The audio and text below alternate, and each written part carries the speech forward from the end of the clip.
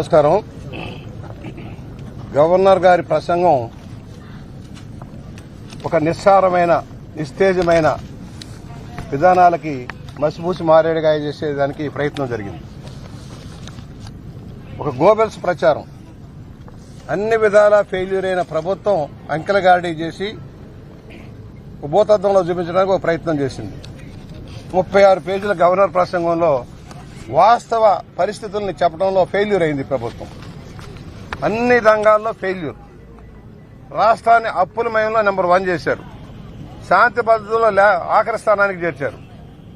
ఈ ప్రభుత్వం ఏం చేసిందని మరి ఆఖరి బడ్జెట్లో ఓటాన్ అకౌంట్ బడ్జెట్ కు ముందు గవర్నర్ ప్రసంగంలో పోలవరానికి సంబంధించి దగా చేశారు, రాజధానికి సంబంధించి దగా చేశారు, నిరుద్యోగులకి దగా చేశారు, బడుగు బలహీన వర్గాల వారికి ఇచ్చే రాయితీలని రద్దు చేశారు, రైతులను దగా చేశారు, కేంద్ర ప్రాయోజిత పథకాలను తెచ్చి జగనన్న పేర్లేసుకుని వైఎస్ఆర్ పేర్లేసుకుని పబ్బం గడుపుకుంటామన్నారు. నువ్వేం చేశావంటే సమాధానం లేదు. అప్పులమయంగా మార్చారు. అప్పుల్లో నెంబర్ 1 స్థానానికి ఈ రాష్ట్రాన్ని నెట్టారు. విద్యా వైద్య ప్రమాణాలు పడిపోయినాయి. కనీస సదుపాయాలు కల్పించడం ఫెయిల్యూర్ అయ్యారు. దోపిడీ పెరిగింది, ధరలు పెరిగిపోయినాయి, ప్రజల గుండెల్లో బాకులు గుంచారు. ఏ ఒక్క వాగ్దానాన్ని అమలు చేయాల. 95% అమలు చేశాను, 99% అమలు చేశాను, 170 సీట్లు ఇవ్వమని చెప్పేదానికి అర్హతే లేదు ఈ ముఖ్యమంత్రికి. పాపం గవర్నర్ గారు నీళ్లు మింగుతా ఉన్నారు. అబద్దాలు చెప్పలేక దగ్గుకుంటూ చెప్పే పరిస్థితి. ఆయనకు వాస్తవాలు తెలుసు. గవర్నర్ గారికి రాష్ట్రంలో పరిస్థితులన్నీ ఆయనకి తెలుసు. చెప్పలేక చెప్పారు. ఈ ముఖ్యమంత్రి యొక్క నిర్వాహకం వల్ల ఆంధ్రప్రదేశ్ పరువు ప్రతిష్టలు గంగలో కలిసిపోయాయి. తన కేసుల మాఫీ కోసం రాష్ట్రాన్ని తాకట్టు పెట్టేశాడు. ఇవాళ శాంతి భద్రతలు రోజు హత్యలు, మానభంగాలు, ఆత్మహత్యలు పెరిగిపోతా ఉన్నాయి. రాష్ట్రంలో శాంతి భద్రతలు ముఖ్యమైపోయినాయి. నీటిపారుదల రంగం కొనారెళ్లిపోయింది. అన్ని గోబెల్స్ ప్రభావం. అసలు బడ్జెట్ లో ఏ గవర్నర్ గారి ప్రసంగంలో చెప్పిన అంకెలన్నీ గారడి. గత ప్రభుత్వంలో నడిచిన పథకాలకే పేర్లు మార్చి నేను అది చేశాను ఇది చేశాను చెప్పే పరిస్థితిలో ఉన్నాడు. ఈ ముఖ్యమంత్రి గారి నిర్వాహకం వల్ల రాష్ట్రం సర్వనాశనం అయిపోయింది. గవర్నర్ గారి ప్రసంగం వాస్తవ దృక్పథంతో లేదు. అది ప్రభుత్వ పథకాలు చెప్పేదానికి ఆయనతో చెప్పించారు. పాపం గవర్నర్ గారు ఏం చేస్తారు, వాళ్ళు ఇచ్చారు, ఈయన చదివాడు. చదవటానికి వాస్తవాలు తెలిసి దగ్గలేక పాపం నీళ్లు దాగి 4 సార్లు నీళ్లు తాగే పరిస్థితి కల్పించాడు ఈ ముఖ్యమంత్రి గారు. ఇలాంటి ముఖ్యమంత్రి మనకు అవసరమా? ఎన్నో వేల కొద్ది వాగ్దానాలు చేసి అధికారంలోకి వచ్చిన ముఖ్యమంత్రి ఎన్ని అమలు చేశాడు? నవరత్నాలంటే 99,000 వాగ్దానాలు చేసి నవరత్నాలకు మార్చానంటే ఎవడో నమ్మేది? కనుక ఈ ప్రభుత్వం ఫెయిల్యూర్ అయింది. 5 సంవత్సరాల పరిపాలనకి ఈ గవర్నర్ గారి ప్రశ్న అద్దం పట్టడం లేదు, వాస్తవ దృక్పథంతో లేదని సవినయంగా మనవి చేస్తా ఉన్నాం.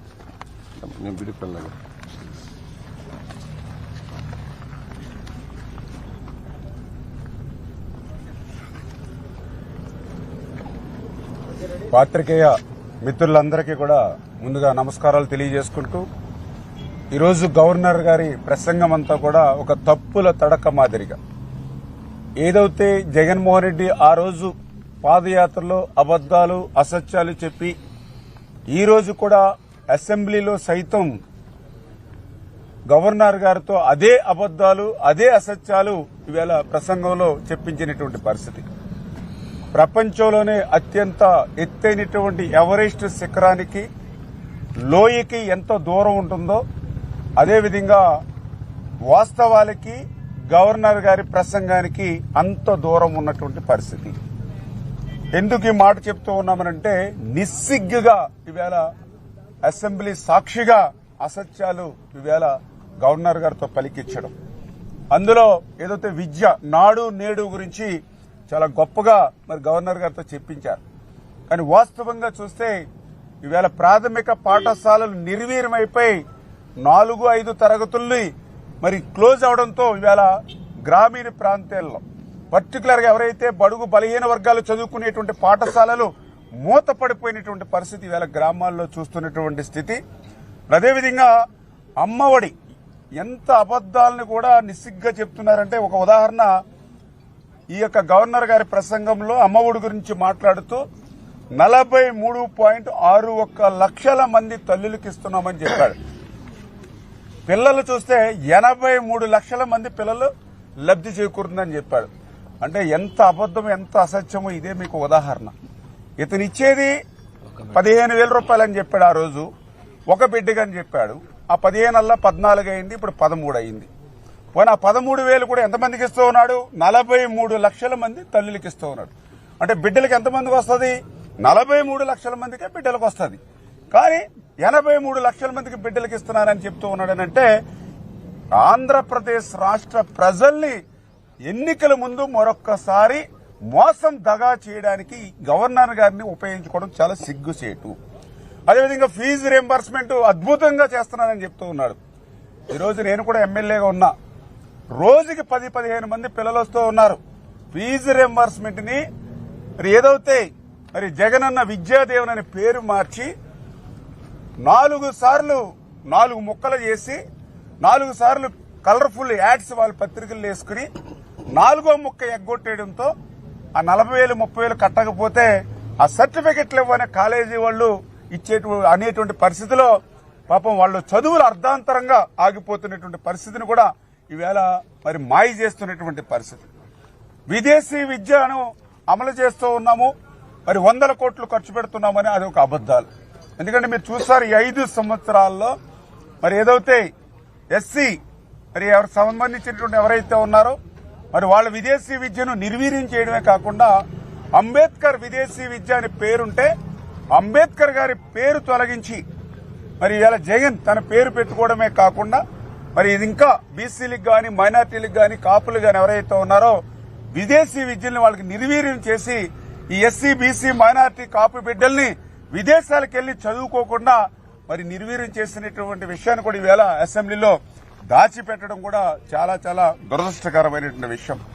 అందులో పర్టికులర్ గా ఈవేళ ఆంధ్రప్రదేశ్ రాష్ట్రంలో ఎస్సీ కార్పొరేషన్ లేదు, బీసీ కార్పొరేషన్ లేదు. వాళ్ళ ద్వారా ₹1 కూడా ఏ ఒక్క ఎస్సీ బీసీకి లబ్ధి చేకూరినటువంటి పరిస్థితి.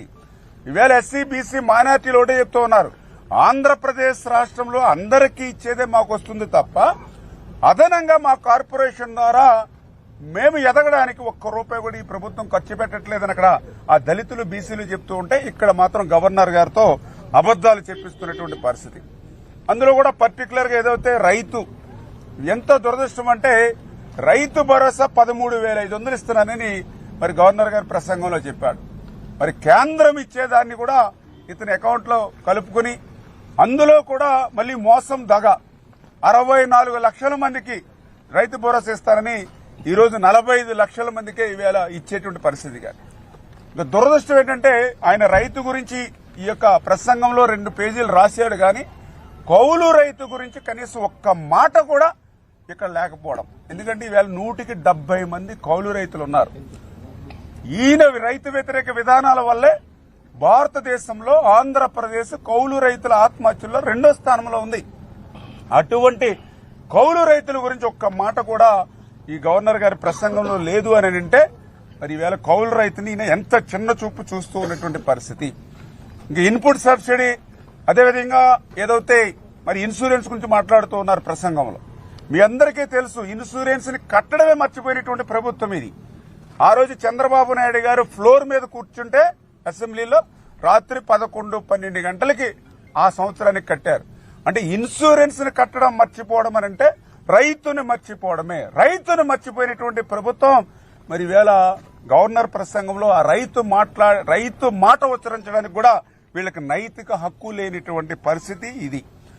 అంతేకాకుండా ఈవేళ ఏదైతే ఆక్వా రంగం గురించి ఏదో ఆక్వా హబ్ గా ఏపీని మార్చామని అబద్దాలు చెప్తూ ఉంటే నిజంగా చాలా జాలేస్తుంది, నవ్వొస్తూ ఉంది. ఎందుకంటే ఈవేళ ఆంధ్ర అంతా కూడా ఆక్వా హాలిడే తీసుకుంటూ ఉన్నారు ఈవేళ ఈ జగన్ దెబ్బకి, జే ట్యాక్స్ దెబ్బకి. అందులో కూడా పర్టికులర్ గా చెప్తూ ఉన్నాడు ఏదైతే కరెంట్ సబ్సిడీ 61,000 మందికి ఇచ్చానని ఈ బడ్జెట్ ప్రసంగంలో చెప్పాడు. ఈవేళ దగ్గర 40-50 లక్షల మంది ఈవేళ ఆక్వా రైతులుంటే ఈవేళ నువ్వు అరాకొర 60,000 మందికి నువ్వు ఆక్వా సబ్సిడీ ఇస్తే కరెంట్ సబ్సిడీ, మిగిలినటువంటి లక్షలాది మంది ఆక్వా రైతుల పరిస్థితి ఏంటి అంటే ఎంత దారుణంగా ఆక్వాకు సంబంధించి కరెంట్ సబ్సిడీని రద్దు చేశావో, మాయ చేశావో, వాళ్ళని మభ్యపెట్టావో ఈవేళ మరి దాన్ని కూడా కప్పిపుచ్చేటువంటి విధంగా ఈవేళ నువ్వు గవర్నర్ ప్రసంగంలో మాట్లాడడం కానీ. అందులో కూడా ప్రత్యేకించి ఈవేళ ఇళ్లు ఏదైతే ఆ రోజు నా బైబుల్, నా ఖురాను, నాకు భగవద్గీత అని చెప్తూ ఉంటాడు ఏదైతే మేనిఫెస్టో గురించి. ఈవేళ ఆయన మేనిఫెస్టోలోనే చాలా క్లియర్ గా రాసుకున్నాడు. సంవత్సరానికి 5 లక్షలు చొప్పున 5 సంవత్సరాల్లో 5 25 లక్షలు ఇళ్లు కడతాన్ని ఆయన మేనిఫెస్టోలో, నేను చెప్పట్లే, ఆయన మేనిఫెస్టోలో రాసుకున్నాడు. ఈవేళ 5 సంవత్సరాల కాలం పూర్తయింది.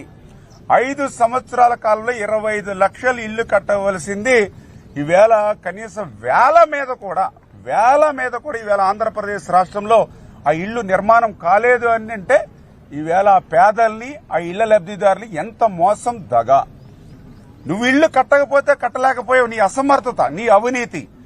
చంద్రబాబు నాయుడు గారు 90% పూర్తి చేసినటువంటి ఎన్టీఆర్ టిక్కో ఇళ్లను కూడా ఆ లబ్ధిదారులకి ఇవ్వకుండా మరి వాళ్ల మీద కక్ష, ఆ మహిళల మీద, పేదల మీద ఏదైతే నువ్వు కక్ష ఏదైతే సాధిస్తున్నావో ఈవేళ ఆ ఇళ్ల స్థలాల గురించి ఈవేళ నువ్వు గవర్నర్ గారితో ఈవేళ ఇటువంటి అబద్దాలు, అసత్యాలు చెప్పేటువంటి పరిస్థితి. ఇంకా ఎంత అన్యాయం అని అంటే కరెంటు గురించి మాట్లాడుతూ ఉన్నారు ఈవేళ గవర్నర్ గారి ద్వారా. ఈయన 24 గంటలు కూడా నాణ్యమైనటువంటి కరెంట్ ఇస్తూ ఉన్నాడంట తక్కువ ఖర్చుతో. ఇవాళ గవర్నర్ గారి ప్రసంగంలో ఈవేళ మనందరం చూస్తూ ఉన్నాం. ఈ 5 సంవత్సరాల్లో 8 సార్లు కరెంటు ఛార్జీలు పెంచాడు. డిస్కంలన్నింటిలో కూడా అప్పులు ఊబులోకి నెట్టాడు. పోనీ నాణ్యమైనటువంటి కరెంట్ ఇస్తున్నాడు అని అంటే కరెంట్ ఎప్పుడు పోతుందో ఎప్పుడు వస్తుందో కూడా తెలియనటువంటి పరిస్థితిలో ఈవేళ ప్రజలందరూ కూడా ఉన్నటువంటి పరిస్థితి. మేము ఎక్కడికి వెళ్ళినా కూడా ముందు ఆ పేదవాళ్లు గాని, ఆ మహిళలు గాని కరెంటు మీదే ఈ ప్రభుత్వాన్ని దుమ్మేస్తున్నటువంటి పరిస్థితి క్షేత్రస్థాయిలో ఉంటే, గవర్నర్ గారి ప్రసంగంలో మాత్రం 24 గంటలు నాణ్యమైనటువంటి కరెంటు తక్కువ మరి ప్రైస్కి ఇస్తున్నానని ఆయన చెప్పడం అని అంటే ప్రజల్ని ఏ రకంగా మోసం. ఇంకొక విచిత్రం అంటే జనరల్ గా మనకి ప్రపంచంలో 7 వింతలు ఉంటాయని తెలుసు. ఈయన మరి 8వ వింతగా గుంతలు లేనిటువంటి రోడ్లని 3000 కిలోమీటర్లు రాష్ట్ర రహదారులు గాని మరి ఏదైతే బీటీ రోడ్లు గాని చేశానని గవర్నర్ గారి ప్రసంగంలో ఇంత అబద్దంగా. ఎందుకంటే మొన్న కూడా ఉండవల్లి గారు కూడా చెప్పారు, నేను రాజమండ్రి నుంచి ఒక 30-40 కిలోమీటర్ల ప్రయాణం చేస్తాయి. ఎందుకంటే ఆయన శ్రేయోభిలాషే, జగన్మోహన్ రెడ్డి గారి శ్రేయోభిలాషి. ఆ ఉండవల్లి గారు చెప్పారు నాకు నడుము పడిపోయింది అని చెప్పి. ఈవేళ ఎక్కడ చూసినటువంటి గుంతల రోడ్లు, కనీసం గుంతలు కూడా పూడ్చలేనిటువంటి ఈ ప్రభుత్వం ఈవేళ గుంతలు కూడా లేనిటువంటి నాణ్యమైనటువంటి రాష్ట్ర రహదారుల్ని, బీటీ రోడ్లని 1000 కిలోమీటర్లు మరి పూర్తి చేశామని గవర్నర్ గారి ప్రసంగంలో చెప్పారని అంటే ఈవేళ ఆంధ్రప్రదేశ్ రాష్ట్ర ప్రజల్ని రేపు ఎన్నికల వేళ మరొకసారి మోసం దగా చేయడానికి గవర్నర్ గారిని కూడా మరి ఆయన్ని ఉపయోగించుకోవడం అనేది చాలా చాలా దురదృష్టకరం. నీ మోసం దగా ఏదైతే ఈ యొక్క గవర్నర్ గారి ప్రసంగం ఉందో దాన్ని కూడా అందుకే బాయ్కాట్ చేసి కూడా ఈరోజు మరి వెలుపులకి రావడం జరిగింది. అదేవిధంగా ఏదైతే మరి బీఎస్సీ మీటింగ్ ఉందో దాన్ని కూడా ఈరోజు బహిష్కరించడం జరిగింది. ఎందుకంటే ప్రతిసారి బీఎస్సీ మీటింగ్ వెళ్తా ఉన్నాం, కానీ అక్కడ మాట్లాడింది ఏది కూడా అసెంబ్లీలో అమలు చేయనిటువంటి పరిస్థితి చూస్తూ ఉన్నారు. అసెంబ్లీలో మరి ప్రతిపక్ష గొంతును నొక్కి కనీసం వాకౌట్ చేస్తామని చెప్పడానికి కూడా మైక్ ఇవ్వనటువంటి స్పీకర్ దగ్గర అసెంబ్లీలో మరి ఏదైతే గళం ఏదైతే నొక్కుతూ ఉన్నాడో మరి అటువంటి పరిస్థితుల్లో అంటే శాసనసభను ఏకపక్షంగా ఒక లోటస్ పాండ్గా ఒక వైసీపీ కార్యాలయంగా మార్చుకుని పనిచేస్తున్నప్పుడు అటువంటి బీఎస్సీకి వెళ్ళినా కూడా ఉపయోగం లేదు. ఇటువంటి నియంతృత్వ ప్రభుత్వం ఏదైతే అంబేద్కర్ రాజ్యాంగం కాదు, రాజారెడ్డి రాజ్యాంగం. ఎందుకంటే ఈవేళ ఉదయం 10 గంటలకి అసెంబ్లీ ఈరోజు ప్రారంభం కావాలి. ఫస్ట్ టైం లాస్ట్ ఇయర్ చూసాం మనం, ఫస్ట్ టైం అప్పుడు కూడా 10 నిమిషాలు ఆలస్యంగా మరి ఆ రోజు గవర్నర్ ప్రసంగం మొదలైనటువంటి పరిస్థితి. ఈ రోజు మళ్లీ దానికి ఇంకొక 15 నిమిషాలు యాడ్ చేసి ఈవేళ మళ్లీ 15 నిమిషాలు. అంటే ఈయనకి శాసనసభ అంటే గౌరవం లేదు, శాసనసభ విలువలు సంప్రదాయాల్ని కాపాడాలనేటువంటి లక్ష్యం లేదు. చేత ఇటువంటి ముఖ్యమంత్రిని భారతదేశంలో కాదు ప్రపంచంలోనే ఎక్కడా చూడనటువంటి పరిస్థితి. ఇతనికి వచ్చిన టైమే అసెంబ్లీ, ఇతనికి నచ్చిన టైమే అసెంబ్లీ నడుపుతూ ఉన్నాడనంటే అసెంబ్లీని కూడా అంటే రాష్ట్రాన్ని ఏ రకంగా అయితే నాశనం చేశాడో అదేవిధంగా అసెంబ్లీని కూడా అట్లా భ్రష్టు పెట్టించేటువంటి విధంగా ఈవేళ ఈ జగన్మోహన్ రెడ్డి చేయడం అనేది తీవ్రంగా కూడా ఖండిస్తూ ఉంది.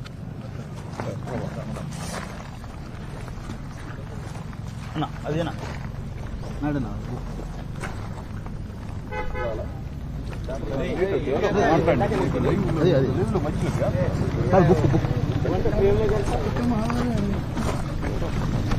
ప్రింట్ అండ్ ఎలక్ట్రానిక్ మిత్రులందరూ కూడా తెలుగుదేశం పార్టీ శాసనపక్షం తరఫున అందరికీ నమస్కారాలు.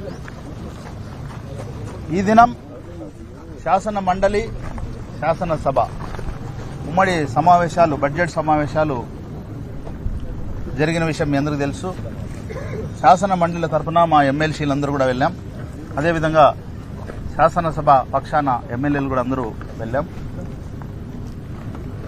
ఈ ఉభయ సభలు ఉద్దేశించి గవర్నర్ గారు దాదాపు 127 పేజీలు అన్ని పాయింట్స్ అన్ని కూడా వచ్చాయి. మొత్తం 127. ఇది కూడా లక్కీ నంబర్ మాదిరి పెట్టుకున్నారేమో మరి. మొత్తం పాయింట్స్ అన్ని ఏవి చూసినా కూడా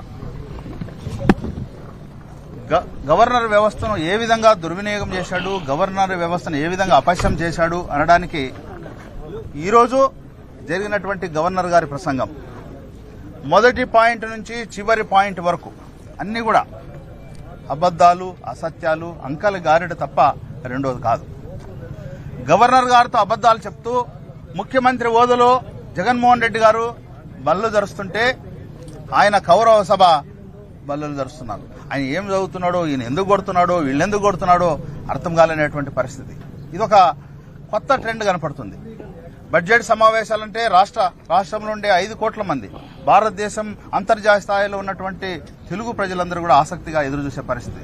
ఈరోజు చూస్తే భయంకరమైనటువంటి పచ్చి అబద్దాలు, అసత్యాలు గవర్నర్ గారితో ముఖ్యమంత్రి చెప్పించాడు. అందులో ప్రధానంగా విద్య గురించి చెప్పాడు. విద్య గురించి ఆయన చెప్పిన పదాలు, అంకెల గారెడు చూస్తే 5 కోట్ల ఆంధ్రులందరూ కూడా కింద పడి గిల్లిగిల్ల కొట్టుకునే పరిస్థితి. మీరందరూ ఒకసారి ఆలోచన చేయండి. ఒకటే అప్పీల్ చేస్తున్నాం. సహజంగా ఏ రాష్ట్ర ప్రభుత్వం వచ్చినా భారతదేశంలో 29 రాష్ట్రాలు ఎక్కడ చూసినా విద్యను ప్రోత్సహిస్తారు. కానీ ఇప్పుడున్నటువంటి ప్రభుత్వం, ముఖ్యమంత్రి జగన్మోహన్ రెడ్డి ప్రైమరీ స్కూల్స్ అన్ని కూడా రద్దు చేశాడు. అందుకు ఉదాహరణ మీరందరూ చూసుకోవచ్చు. 10th క్లాసులో భారతదేశంలో 29 రాష్ట్రాలుంటే అత్యల్పంగా అతి తక్కువగా పాస్ అయినటువంటి విద్యార్థులు ఎవరైనా ఉన్నారంటే ఆంధ్రప్రదేశ్. దానికి కారణం ఎక్కువ మంది పాస్ అయితే ఫీజు రియంబర్స్మెంట్ ఇస్తుందనే దురుద్దేశంతో ప్రైమరీ స్కూల్స్ అన్ని రద్దు చేశాడు. 10th క్లాస్లో రిజల్ట్ రాకుండా చూశాడు. ఇవన్నీ కూడా గవర్నర్తో ఏం చెప్పిస్తాడంటే ఆయన మొత్తం primary education, secondary education, higher education అన్ని కూడా నేను చేశానని కూడా అబద్దాలు చెప్పాడు. అదేవిధంగా ఉద్యోగాలకు సంబంధించి ప్రతి జనవరికి జగన్ వస్తే జాబ్ క్యాలెండర్ విడుదల చేస్తానని చెప్పాడు. మరి ఇది 5వ జనవరి. 5 సంవత్సరాలైంది ముఖ్యమంత్రిగా జగన్మోహన్ రెడ్డి. వైఎస్ఆర్ ప్రభుత్వం వచ్చి 5 సంవత్సరాలైంది. ఇంతవరకు కూడా మెగా డిఎస్ అన్నాడు. మెగా డిఎస్ కాదు కదా, కనీసం ఏం చేయలేకపోయినాడు. ఆయన చేసింది ఒకటి, తన సొంత కార్యకర్తలకు వాలంటీర్ వ్యవస్థ ఇచ్చి అత్త సొమ్ము అల్లుడు దానం చేసినట్లు నెల ప్రభుత్వ ఖజానా నుంచి డబ్బులు ఇచ్చాడు తప్ప ఉద్యోగాలు కూడా ఇచ్చే పరిస్థితి లేదు. ఈరోజు నిరుద్యోగులందరూ కూడా రోడ్లపై పడ్డారు. నిరుద్యోగులందరూ కూడా ఈరోజు అసంతృప్తితో ఉన్నారు. అదేవిధంగా ఉపాధి అవకాశాలకు సంబంధించి ఇంతవరకు కూడా ఒక ఇండస్ట్రీ తీసుకురాలి. విద్య, ఉద్యోగ, ఉపాధి రంగాలన్నీ కూడా అయిపోయినాయి. అభివృద్ధి కార్యక్రమాలన్నీ కూడా కుంటుపడినాయి. ఇవన్నీ పక్కన పెట్టి గవర్నర్ గారితో 127 పాయింట్ల రూపంలో 134 పేజీలు బుక్ రూపంలో ఆయనతో చదివించాడు తప్ప దీంట్లో ఏం లేదు. అందుకోసమే తెలుగుదేశం పార్టీ శాసనసభ పక్షం ఎమ్మెల్యేలు, ఎమ్మెల్సీలు అందరూ కూడా ఈ అబద్దాలు, అసత్యాలకు శాసనసభ సాక్షిగా వ్యవస్థలను దుర్వినియోగం చేసినందుకు మేమందరూ కూడా బైకాట్ చేశాం. అదేవిధంగా బీఎస్ను బైకాట్ చేశాం. రేపు జరగబోయే ఏదైతే సమావేశాలు ఉన్నాయో వాటన్నిటిని కూడా రేపు తిప్పగొట్టడానికి ప్రజల పక్షాన మేమందరూ సిద్ధంగా ఉన్నామని కూడా తెలియజేస్తున్నాం. అందరికీ నమస్కారం. ఈరోజు జగన్మోహన్ రెడ్డి గారు తన ప్రభుత్వ గొప్పతనం గురించి గవర్నర్ గారి చేత అర్ధసత్యాలు, అసత్యాలు పలికించి రాష్ట్ర ప్రజలలో నవ్వులపాలు అయ్యే విధంగా ఈ ప్రభుత్వాన్ని చేయడం జరిగింది. ముఖ్యంగా ప్రపంచంలోనే ఏ ప్రభుత్వము చేయని విధంగా జగన్మోహన్ రెడ్డి గారి ప్రభుత్వం విద్యా సంస్కరణలు చేసి విద్యా వ్యవస్థను పటిష్టం చేసిందని చెప్పి చెప్పడం జరిగింది. నాడు నేడు ద్వారా పాఠశాలలను ఆధునీకరించామని చెప్పారు. ఈ సందర్భంగా ముఖ్యమంత్రి గారికి సవాల్ చేస్తా ఉన్నా, నువ్వు ప్రాతినిధ్యం వహించే పులివెందుల నియోజకవర్గంలో నాడు నేడు ద్వారా ఎన్ని పాఠశాలను ఆధునీకరించారు, ఎంతమంది విద్యార్థులకు ఫర్నిచర్ అందజేసావో, పాఠశాల ఫర్నిచర్ అందజేసావో తేల్చాలని చెప్పి డిమాండ్ చేస్తా ఉన్నా మీ ద్వారా. అదేవిధంగా మొన్ననే ఆయన ఎస్టేట్ పక్కన ఉంటుంది ఇడుపులపై 888 వసతి దీవెన మాకు ఇవ్వడం లేదు, 4 ఇవ్వాల్సింది 3 ఇచ్చేసి ఎగరగొడుతున్నారు, మేము పేద పిల్లలము, మాకు వసతి దీవెన డబ్బులు 4 కంతులు ఇవ్వండి అని చెప్పి దీక్షలు చేసే దౌర్భాగ్యకరమైన పరిస్థితి ఎక్కడ ఉందంటే పులివెందుల నియోజకవర్గంలో నా ఇంటి పక్కనే జరుగుతూ ఉంది. ఈ విధంగా అదేవిధంగా పీజీ విద్యార్థులకు ఫీజు రింబర్స్మెంట్ ఎగరగొట్టిన చరిత్ర జగన్మోహన్ రెడ్డి గారి. విద్యా వ్యవస్థను సర్వనాశనం చేసి ప్రాథమిక విద్యను ఈ రోజు సర్వనాశనం చేసిన వ్యక్తులంటే జగన్మోహన్ రెడ్డి గారు. నాడు నేడు ద్వారా గానీ, అమ్మఒడి ద్వారా గానీ అద్భుతమైన ఫలితాలు సాధిస్తున్నామని ముఖ్యమంత్రి గారు. ఈ ఏడాది ప్రభుత్వ పాఠశాలల నుంచి దాదాపు 7.5 లక్షల మంది పిల్లలు డ్రాప్అవుట్స్ అయ్యి ప్రైవేట్ పాఠశాలలో గానీ లేకుంటే చదువు సాధించడం గానీ జరిగిందంటే ఒక ఆంధ్రప్రదేశ్ లోనే జరిగింది. అంతేకాకుండా వ్యవసాయానికి సంబంధించి కూడా మా విధానాల వలన ఉద్యాన పంటల విస్తీర్ణం పెరిగింది, అదేవిధంగా మిగతా పంటల విస్తీర్ణం గాడి పెరిగిందని చెప్తున్నారు. జగన్మోహన్ రెడ్డి గారు సూటిగా ప్రశ్నిస్తున్న 2019 కంటే ముందు ఈ రాష్ట్రంలో డ్రిప్పులకు సంబంధించి గానీ స్ప్రింక్లర్లకు సంబంధించి గానీ 90% సబ్సిడీ ఉండేది. ఈ రోజు ఈ రాష్ట్రంలో అమలవుతోందా లేదా, ఎందుకుగాను గవర్నర్ ప్రసంగం ద్వారా దాన్ని ఈ రాష్ట్ర ప్రజానికి చెప్పలేదని చెప్పి ప్రశ్నిస్తున్నా. గతంలో పండ్ల తోటలు పండించే రైతాంగానికి మొక్కలను సబ్సిడీ రూపంలో కొన్నిచ్చేలు ఉచితంగా ఇచ్చే పరిస్థితి. ఈ రోజు ఏ మొక్క కొనాలన్నా కూడా డబ్బులు చెల్లించాల్సిన పరిస్థితి ఉంది. రాష్ట్రంలో దాదాపు 500 కరువు మండలాలు ఈ రోజు ఉంటే కేవలం 100 మాత్రమే ప్రకటించి ఈ రోజు కరువు ప్రాంత రైతాంగానికి అన్యాయం చేసిన వ్యక్తి ఎవరంటే ఆయనే. కడప జిల్లాలోనే ఆయన సొంత జిల్లాలోనే 35 మండలాలు కరువు బారిన పడి ఈ ఏడాది ఖరీఫ్ సీజన్ లో విత్తనం పడకపోతే వాటిని కూడా కరువు మండలాలుగా ప్రకటించకుండా ద్రోహం చేసిన వ్యక్తి ఎవరంటే ఆయనే. ఆఖరుకు కరువు మండలాలుగా ప్రకటిస్తే తనకు అవమానమని భావించి కరువు మండలాలు కూడా ప్రకటించుకోకుండా కడప జిల్లా రైతాంగాన్ని అన్యాయం చేయడం జరిగింది. అంతేకాకుండా ఉచిత పంటల బీమా ద్వారా ఎంతో మేలు చేస్తున్నామని చెప్పారు. ఉచిత ప్రధానమంత్రి ఫసల్ బీమా యోజన నుంచి వైదొలిగి జగన్మోహన్ రెడ్డి వైఎస్ఆర్ పంటల బీమా విధానాలపై దాన్ని తీసుకుని వచ్చి ఈ రోజు ముఖ్యంగా రాయలసీమలోని మెట్ట ప్రాంత రైతాంగానికి అన్యాయం చేస్తున్న వ్యక్తి ఎవరంటే జగన్మోహన్ రెడ్డి గారు. ఇప్పుడు దాదాపు గత 20 సంవత్సరాల కంటే అత్యల్ప వర్షపాతం ఈ ఏడాది నమోదైంది. అయినా కూడా పంట బిత్తకపోతే దాదాపు 20% ఇన్సూరెన్స్ ఇవ్వాల్సింది ఈ రోజు వాటిని కూడా రిలీజ్ చేయకోకుండా ప్రీమియం కట్టుకోకుండా రైతులను అన్యాయం చేస్తున్న వ్యక్తి ఎవరంటే జగన్మోహన్ రెడ్డి గారు. అంతేకాకుండా సాగునీటి రంగ అభివృద్ది కోసం మేము చాలా కృషి చేశామని గవర్నర్ ద్వారా అబద్దాలు చెప్పించారు. ఎక్కడ ఈ రాష్ట్రంలో 2019 తర్వాత ఒక్క ఎకరాకైనా అదనంగా సాగునీరు వచ్చిందా? ఒక కిలోమీటర్ అయినా సరే అదనంగా మీరు కాలువలు తవ్వారని చెప్పి ప్రశ్నిస్తున్నా. నీ నియోజకవర్గంలోనే 2019 తర్వాత ఒక్క ఎకరాకైనా సరే అదనంగా నీరు ఇచ్చావా?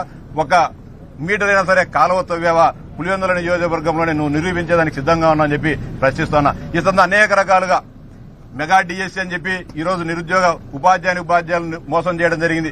నిరుద్యోగ యువతకు జాబ్ క్యాలెండర్ చెప్పి మోసం చేయడం జరిగింది. సిపిఎస్ రద్దు చేస్తానని మోసం చేయడం జరిగింది. ప్రత్యేక హోదా అని చెప్పి మోసం చేయడం. ఇవన్నీ కూడా చెప్పుకోకుండా రాష్ట్ర ప్రజలు దగా చేయాలనే ప్రయత్నం గవర్నర్ ద్వారా చేయడం జరిగింది. దీన్ని మేము తీవ్రంగా ఖండిస్తా ఉన్నాం. ఖచ్చితంగా రేపు జరిగే గవర్నర్ ప్రసంగ ఈ ధన్యవాద తీర్మానంలో కూడా గవర్నర్ గారి చేత చెప్పించిన అబద్దాలన్నీ కూడా ఎత్తు చూపించడానికి మేము ప్రయత్నం చేస్తాం.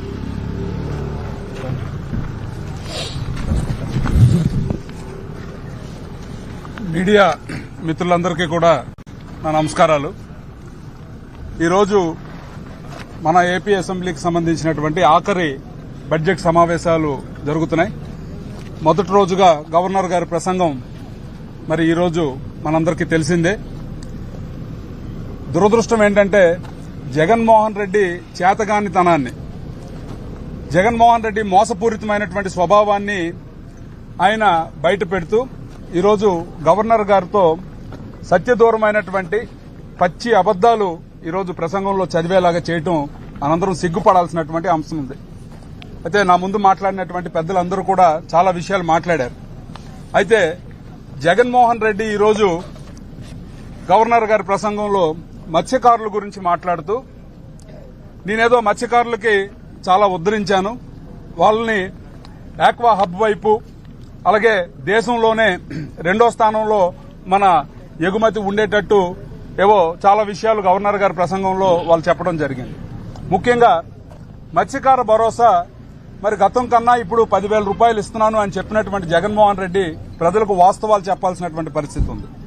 గతంలో తెలుగుదేశం ప్రభుత్వం ఉన్నప్పుడు కుటుంబంలో ఎంతమంది ఉంటే అంతమందికి కూడా 4,000 రూపాయలు ఇచ్చినటువంటి పరిస్థితి. కానీ ఈ రోజు జగన్మోహన్ రెడ్డి వచ్చిన తర్వాత ఆ మత్స్యకార భరోసాని కేవలం ఒక మనిషికి మాత్రమే పరిమితం చేశాడు. ఆ విషయాన్ని ఎక్కడ కూడా ప్రస్తావించినటువంటి పరిస్థితి లేదు. అలాగే దురదృష్టవశాత్తు ఎవరైనా మత్స్యకారులు గాని చనిపోతే వాళ్ళకి ఎక్స్గ్రేషియా 10 లక్షలకు పెంచాను అని చెప్పి ఈ రోజు గవర్నర్ గారితో చెప్పించారు. ఎక్కడైనా సరే, ఎందుకంటే నా నియోజకవర్గంలో చాలా ఎక్కువ మంది మత్స్యకారులు ఉన్నటువంటి నియోజకవర్గం మా ఇచ్చాపురం నియోజకవర్గం. అక్కడ ఇంతవరకు ఒక్క క్లెయిమ్ అయినా సెటిల్ చేశారు అని మీరు వైట్ పేపర్ రిలీజ్ చేయగలిగితే నేను రాజకీయ సన్యాసం తీసుకుంటానని కూడా మీడియా ద్వారా మరి తెలియజేసుకుంటున్నాను. ఇలా తీసుకుంటే అన్ని విషయాల్లో కూడా ఈరోజు ఉదాహరణకి ఒక ఇరిగేషన్ ప్రాజెక్ట్స్ తీసుకోండి. ఉత్తరాంధ్రలో ఈ 4.5 ఏళ్లలో కేవలం 2 సభలు మాత్రమే పెట్టినటువంటి జగన్మోహన్ రెడ్డి మొన్న వచ్చి కనీసం ఉత్తరాంధ్రకి ఇరిగేషన్ కి సంబంధించినటువంటి ఏ అంశమైనా ప్రస్తావించాడా అంటే ఎక్కడ కూడా ప్రస్తావించినటువంటి సందర్భం లేదు. ఈరోజు వంశధారని బహుదాతో ఇంటర్లింకింగ్ చేస్తున్నటువంటి ఒక మహత్తరమైనటువంటి ప్రాజెక్ట్, ఒకవేళ అదే గాని జరిగితే 2,50,000 ఎకరాలు ఆయకట్టు ఈరోజు స్థిరీకరించబడుతుంది అన్న విషయం తెలియదా జగన్మోహన్ రెడ్డికి? గత ప్రభుత్వం చంద్రబాబు నాయుడు గారి హయాంలో దాదాపు 6,000 కోట్లతోని డిపిఆర్ కూడా తయారు చేసి ఏజెన్సీ ఫైనలైజ్ చేసినటువంటి ప్రాజెక్టులను కూడా ఆపేసి ఈరోజు జగన్మోహన్ రెడ్డి రైతులకు తీరని అన్యాయం చేస్తున్నటువంటి పరిస్థితి ఈరోజు మనందరం కూడా గమనించాల్సినటువంటి అవసరం ఉంది. అలాగే ఈ రోజు లా అండ్ ఆర్డర్ గురించి కూడా చాలా గొప్పగా చేశామని చెప్పి ఈ రోజు గవర్నర్ గారితో మరి తన ప్రసంగంలో చదివించినటువంటి ప్రయత్నం చేశారు. ఎంత దారుణమైనటువంటి పరిస్థితులు ఉన్నాయంటే, రాజధానిగా నువ్వు ప్రకటించినటువంటి విశాఖలో ఒక ఎంఆర్ఓని చంపేస్తే ఎందుకు చంపారో కూడా అడగలేనటువంటి దౌర్భాగ్య పరిస్థితుల్లో ఈ రోజు మన రాష్ట్రం తాలూకు లా అండ్ ఆర్డర్ ఉంది. ఇలా మీరు తీసుకుంటూ పోతే అన్ని వ్యవస్థలు ఈ రోజు ఏ ఒక్క కార్యక్రమం అభివృద్ది పూర్తిగా శూన్యం, సంక్షేమం కూడా అరకొరగా ఇచ్చి చాలా గొప్పగా నేనేదో అద్భుతాలు సృష్టిస్తున్నాను అని అంటే ఇక్కడ ఉన్నటువంటి సభ్యులు వాళ్ళు ఏదో నిజమే అనుకుని వాళ్ళు ఇంకా ఈ రోజు చప్పట్లు కొడుతున్నటువంటి పరిస్థితి. ఒకసారి మీరు ప్రజల దగ్గరికి వెళ్ళండి, ప్రజల దగ్గరికి వెళ్లి వాళ్ళ నాడి తెలుసుకునే ప్రయత్నం చేయండి. అప్పుడు మీకు అర్థమవుతుంది వాస్తవం ఏంటి అని. అది మానేసి ఇంకా అద్భుతాలు చేస్తున్నామని ఇంకా మభ్యపెట్టే ప్రయత్నం మీరు చేస్తే ప్రజలెవరూ కూడా విశ్వసించే పరిస్థితి ఉండదు. ఇంకొక 2 నెలలు మాత్రమే. 2 నెలల్లో ప్రజలు ఖచ్చితంగా నీకు బుద్ధి చెప్పే పరిస్థితి ఉంటుంది. ఖచ్చితంగా మళ్లీ చంద్రబాబు నాయుడు గారు, పవన్ కళ్యాణ్ గారు మరి ఇద్దరు కూడా ఉమ్మడి ప్రభుత్వాన్ని ఏర్పాటు చేసి మళ్లీ ప్రజలందరికీ కూడా అన్ని రకాలుగా కూడా మేలు చేసే ప్రయత్నం ఉంటుంది. ఈ రోజు గవర్నర్ గారి ప్రసంగం ఆద్యంతం అసత్యాలతో ఉండటం వల్ల తెలుగుదేశం పార్టీ మరి లెజిస్లేటివ్ పార్టీ అటు కౌన్సిల్లో ఉన్నటువంటి సభ్యులు గాని ఇటు మరి అసెంబ్లీలో ఉన్నటువంటి సభ్యులు అందరం కూడా ఈ రోజు వాకౌట్ చేశాం. ఖచ్చితంగా ఈ 2 రోజులు కూడా వాళ్ళు చెప్తున్నటువంటి ప్రతి అబద్దం మీద కూడా మా ప్రశ్న అనేది ఉంటుంది. ఖచ్చితంగా వాళ్ళు సమాధానం చెప్పి తీరేలాగా మా అందరం కూడా ఈ 3 రోజులు సభని మరి ముందుకు తీసుకుని వెళ్తామని మీడియా ద్వారా తెలియజేసుకుంటున్నాం. మీడియా మిత్రులందరికీ నమస్కారం. ఈరోజు అసెంబ్లీ సమావేశాల్లో గవర్నర్ గారి ప్రసంగం ఏ విధంగా జరిగిందో మిత్రులందరూ కూడా వివరించడం జరిగింది. అంటే అసత్యాలను కూడా ప్రింట్ చేసి మరి గవర్నర్ గారి చేత చదివించడం అంటే రాజ్యాంగాన్ని, ప్రజాస్వామ్యాన్ని ఇంత అపహాస్యం చేసే విధంగా ఈ జగన్మోహన్ రెడ్డి ప్రభుత్వం ప్రవర్తిస్తా ఉంది. అన్ని హామీలు 99% హామీలు నెరవేర్చాయని చెప్తున్న జగన్మోహన్ రెడ్డి గారికి ఒక్కటి అడుగుతున్నాం. 5 సంవత్సరాల్లో నేను ముఖ్యమంత్రిగా 5 సంవత్సరాల కాలం పూర్తయ్యే లోపు దశల వారీగా మద్యపాన నిషేధాన్ని తీసుకొస్తానని చెప్పిన ముఖ్యమంత్రి గారు ఈరోజు ఇంకా 2 నెలల్లో ఈ ప్రభుత్వం మారిపోబోతుంది. మద్యపాన నిషేధం ఎక్కడ అమలు చేశారు? మద్యపాన నిషేధం చేస్తానని చెప్పి 25 సంవత్సరాలకి మద్యం మీద ఎంత ఆదాయం వస్తుందో ఆ ఆదాయాన్ని షూరిటీగా చూపించి 20,000 కోట్లు అప్పు తెచ్చి రాష్ట్రాన్ని నడుపుతున్న మీరు మద్యపాన నిషేధం చేస్తారా? 12 పైచీలకు బినామీ కంపెనీలు పెట్టి ఈరోజు స్పిరిట్ అది అంటే విషం లాంటి మందుని జే బ్రాండ్స్ తోటి పెట్టి ఈ రాష్ట్రంలో లక్షలాది మంది ప్రాణాలతోటి ఆరోగ్యాలతోటి ఆటలాడుకుని ఎంతో మంది కుటుంబాలు తల్లిదండ్రుల్ని బిడ్డల్ని కోల్పోయినటువంటి పరిస్థితి ఈ రోజు రాష్ట్రంలో ఉంది. మరి ఎక్కడ చేశారు మద్యపాన నిషేధం? అలాగే ఇందాక నాడు నేడు గురించి కూడా చెప్పారు, దాంట్లో కూడా అసత్యాలు. ఎన్ని చోట్ల మీరు డెవలప్ చేశారు, ఎన్ని స్కూల్స్ డెవలప్ చేశారు? డెవలప్ చేసిన తర్వాత మీరు 117 జీవో తీసుకొచ్చి మెర్జీ చేయటం వల్ల నాడు నేడు ద్వారా పనులు చేసిన స్కూల్ను కూడా ఈరోజు ఖాళీగా పెట్టేటటువంటి పరిస్థితి. తద్వారా ఎంతమంది విద్యార్థులు ఈరోజు విద్యకి దూరమై డ్రాప్ అవుట్లు అయినటువంటి పరిస్థితి. మళ్ళీ అమ్మఒడి కూడా మీరు ఇద్దరు పిల్లలకి ఎంతమంది పిల్లలుంటే అంతమంది పిల్లలకి